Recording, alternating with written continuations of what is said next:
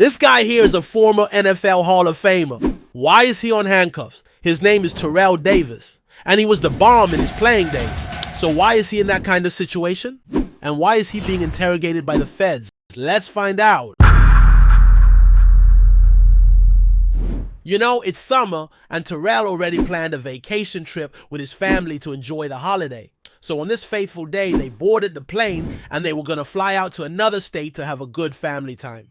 The plane takes off and everyone seems to be having a good time. Terrell was reading his magazine, his two boys were on their iPads playing video games, and his wife was seated elsewhere with their daughter.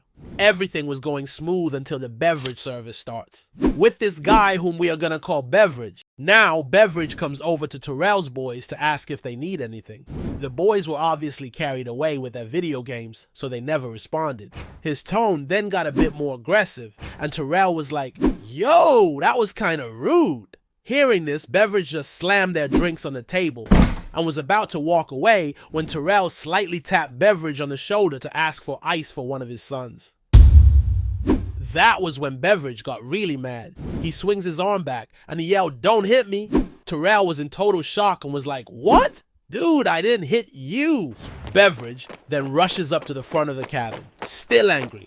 And that was the last time Terrell ever saw him. Meanwhile, one of the passengers on the flight turns around and says, "I saw everything. You didn't hit him." Terrell was like, "Of course I didn't hit him." Few minutes later, another flight attendant comes up and replaces Beverage. Then, after some time, the plane lands and everyone on board thought they were going to disembark, but that wasn't the case. Beverage was actually on a call, and at the other end of that call was the feds. God knows what he was saying. Passengers were being asked to remain in their seats. As this was going on, Terrell was not aware, because he was still reading his magazine, and he just thought that probably it was an emergency situation. But, unknown to him, one of the feds just walks up to him with handcuffs in his hands. He whispers into his ears and says, "Don't fight it, don't fight it," and he puts him on handcuffs. Seeing all of these, Terrell's wife jumps out of her seat and was like, "Wait a minute, what's going on here?" Still confused. She looks at Terrell and asked if this was a prank, and Terrell just buried his head down and said, "No, it's not." So, law enforcement officers took him away, and they start interrogating him, asking him questions like, "Why did you punch him? Was it part of your plan to cause chaos on board?" Blah, blah, blah. Well, at the end of the day, one of the feds told Terrell that Beverage called earlier to say that he was struck by Terrell. What? We all know that was not the case. Wow.